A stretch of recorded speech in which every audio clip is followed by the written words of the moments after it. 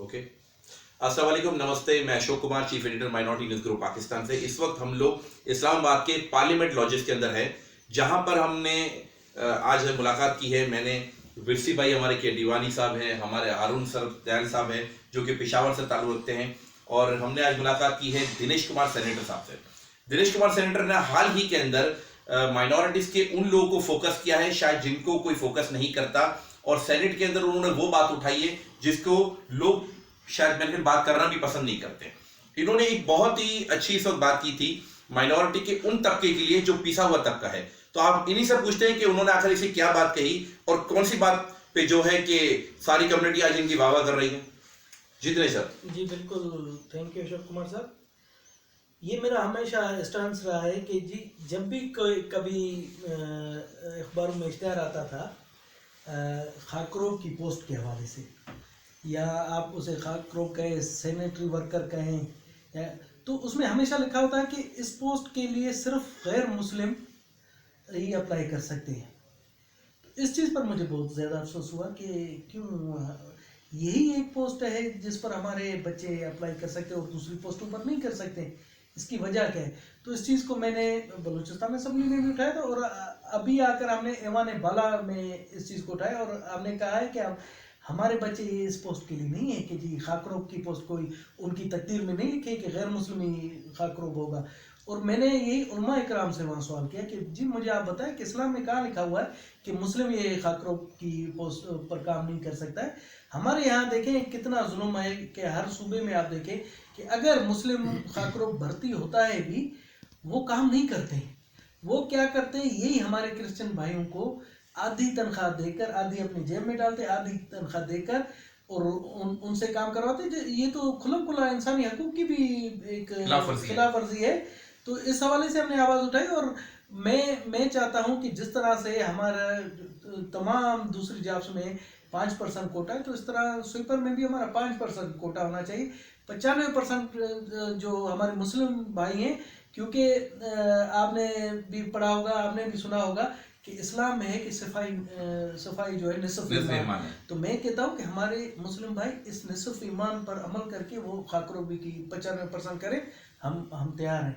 हम 5%, और जो दूसरी पोस्टों में हमारे 5% कोटा है, हम चाहते हैं कि हमारे बच्चे उनमें आए। हमारे बच्चे जो है ना कलरक बने, हमारे बच्चे चौकीदार बने। हम नहीं कहते हमारे बच्चे जो है ना दूसरी जो बहुत सारी पोस्टें हैं, या सीएसएस के एग्ज़ाम में आकर सीएसएस ऑफिसर बने, पीसीएस के एग्ज़ाम में जो हमारा 5% कोटा है उस पर हमें ऑब्लाइज किया जाए। ये ना कि सिर्फ खाकरोब की पोस्ट पर लिख दिया जाता है जी ये तो एक मतलब एक तौहीन है कि जी ये इस तरह से तौहीन की जा रही है कि जी कहा जाता है कि जी इस्लाम में शायद कोई इस तरह की गुंजाइश नहीं है कि ये गैर मुस्लिम करें। तो इस हवाले से मैंने ऐवान बाला में आवाज़ बुलंद की, और मुझे चेयरमैन सेनेट ने वहाँ पर तमाम साथियों ने यकीन दहानी कराई कि अगर कोई इस तरह का आइंदा इश्तेहार आया तो उसके खिलाफ सख्त कार्रवाई की जाए।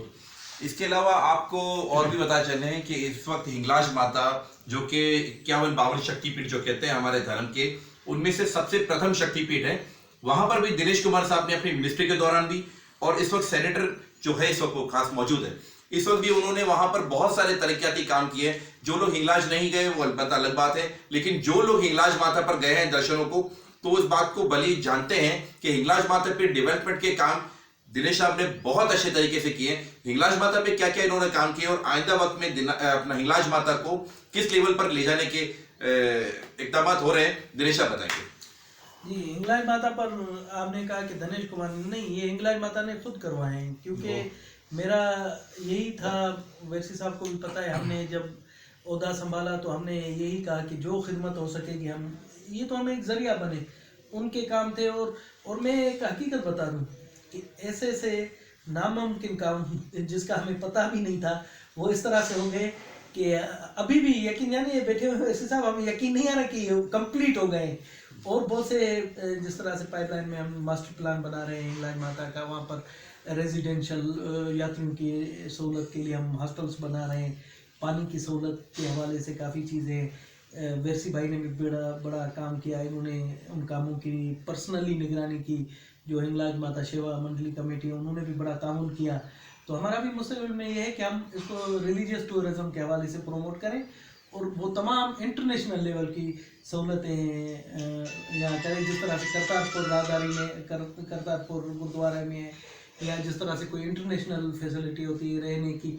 और इससे भी आगे चलकर हमारा ये प्लान है कि हम वहाँ पर एक 3 या 4 स्टार होटल भी बनाएं, ताकि कोई अगर बाहर से कोई आते हुए नहीं की तो वो आकर वहाँ पर रह सके। इस तरह के है हमारे मास्टर प्लान। इसमें टाइम लगेगा मगर माता रानी खुद अपने आप काम। बिल्कुल। दिनेश साहब, ये एक बड़ी अच्छी बात आपने कही है कि करते हुए भी कर्ता का अहंकार नहीं।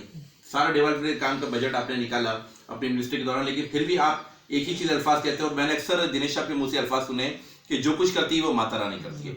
क्योंकि ये खुद भी, जैसे विरसी भाई हमारे साथ यहाँ मौजूद बैठे हुए हैं और हारून सरफ दयाल साहब जो हमारे साथ यहाँ मौजूद बैठे हुए हैं पेशावर से, ये खुद भी माता रानी के बड़े भक्त हैं। इसी तरह दिनेश साहब भी जो है वो माता रानी के भक्त कम नहीं है, क्योंकि देखिए ना, ये भक्ति का ही जो असर है कि जो उन्होंने हिंगलाज पे इतने लाखों करोड़ रुपए का काम करवा रहे हैं। जय माता दी, जय महादेव।